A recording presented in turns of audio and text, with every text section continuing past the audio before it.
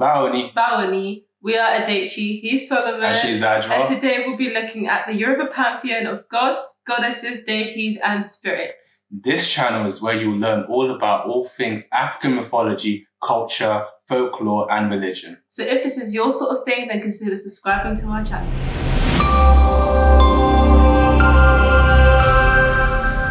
Firstly, we mean absolutely no disrespect to the subjects, places, peoples, cultures, and anything that we talk about, in this video. Yeah. And if we happen to get any pronunciations wrong... And we will, and we have. And we will. Yeah. Not on purpose, we're trying. Yeah, we will try, we promise. Yeah. But please let us know the correct way to pronounce things correctly in the comments below. Make sure you let us know phonetically. Phonetically. So we I can want you get to it. say exactly how you would say it, dissect it, put the PEEL explanation behind it, and let us know so we can learn and we can grow. Yeah. And I don't want to see no deconstructive comments down there. Thank you. So we can get it right next time, as I was trying to say. Yes, auntie. Yes, uncle. Oh my God. This guy. You see how he gets? And most importantly, we are learning too. We aren't experts, but we are enthusiasts, and we do love to learn. We really do. So have fun with us and enjoy. Okay, so before we break down the Pantheon, it's important to know who the Yoruba are. Exactly. So the Yoruba are an ethnic group that can be found in southwestern Nigeria in West Africa. They're the biggest ethnic group in Nigeria, and their current homeland is known to the natives as Yoruba or Yoruba land. Lovely, you pronounce it. Oh, I can't say that. Please, I'm gonna. Outside of Yoruba land, there are a lot of communities that we call diaspora. Yeah, for example, I am part of the Yoruba diaspora. I was born in Nigeria, but came here when I was young. Hence, I'm part of the Yoruba, Nigerian, and African diaspora. Yeah, exactly, which is really interesting. And fun fact, actually, Brazil has the largest number of Yoruba and Yoruba-descended people outside of Africa. That's right, with a whopping 5 million people who come from or are Yoruba. Yeah, to put that in context, the United States has about 3 million Yoruba and Cuba about 1 million. Damn. Historically, though, the main contributors to the diaspora, is the European slave trade. Yeah, so scholars estimate that more than 50% of captured Africans came from the home of Yoruba. This era was referred to as the Slave Coast, which we know. Obviously, there's the Slave Coast, the Gold Coast. All of that. This is mainly because southwest Nigeria was and still is one of the continent's most densely populated areas. Exactly. And the Yoruba are well-known travelers, which is why there's almost no country in the world without a Yoruba community in it. We outside, we everywhere. No matter how small. We are everywhere. So, the term Orisha refers to the indigenous deities of the Yoruba people, but it does also extend beyond this ethnic group because, as we discussed earlier, due to migration and the evolving identity and cultures of the diaspora communities across many geographic locations, this tied with their desire to take their beliefs and practices with them. Variations like Santeria and Candomblé were derived. Yeah, and in Yoruba mythology, the Orisha rule over various aspects of the natural and spiritual world. Each deity has its own unique personality and domain, and they work together to maintain balance in the world.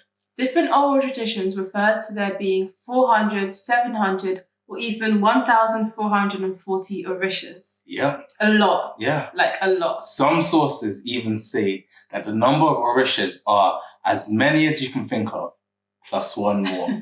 An innumerable number. That sounds like such an kind of African type of thing. Like, do you know what I mean? Indeed. Like, when you ask your parents something like, as many as you can think, as long as your nose. Plus one more. Yeah, it's like, when you're in like an argument with someone and you're like, I love you, infinity. Plus one. I used to do that all the time with my siblings. Plus one.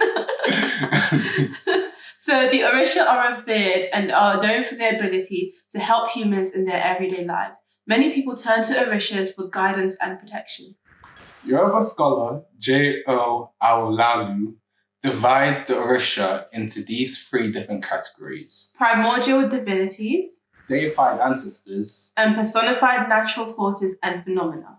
A lot of the times, these categories do overlap Yeah, on one another. Yeah, so it does get complex sometimes. Yeah, which makes sense. So primordial divinities existed way before the earth was created. These include Obatala, the father of humanities, and the Orisha of light, spirituality, purity, and morality. Oduduwa, the chief goddess of Yoruba, the creator who represents the earth. Orunmila, the Orisha of wisdom, knowledge, and divination.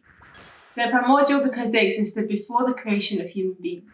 It is important to mention the supreme being who can be identified in three manifestations. There's Olodumare, the creator. Olorun, the ruler of the heavens. Olofin, the conduit between heaven and earth. Deified ancestors are people who lived in this world and made a huge impression on their descendants. So these were cultural heroes and heroines, warriors, and even founders of cities. According to Yoruba tradition, one common factor is that they all disappeared in remarkable fashion. Suspicious. So they either sunk into the ground or rose into the heavens in chains. Some even turned into stone. It's been widely accepted that these disappearances were their metamorphosis into an Orisha. The most popular deified ancestor is Shango, the most powerful and feared of all Orishas. He was the third Alafin of the Oyo kingdom. See, Aganyu is a warrior king who walks with a sword like a staff and fought by shooting fire. He's related to Shango, either as his father or brother, and was a former Alafin of Oyo as well. Nice. So there are also many Orishas that are personified natural forces or phenomena. Yomoja, patron deity of the Ogun River and the mother of all Orisha. Oshun, the Orisha of sweet waters, beauty and fertility. Olokun, the Orisha of the seas and oceans. And of course, as we said, there are over 400 plus one Orishas. Aja, the Orisha of the forest and herbs. Ogun, the Orisha of iron and war. Oya, the Orisha of storms and lightning. The Ibaji, the Orisha of youth and vitality. Ajay, the Orisha of wealth. And Eshu, the Orisha of chance, fate and crossroads. There is also Iku, the Orisha of death. And I'll do you one more and say Oba, the Orisha of marriage.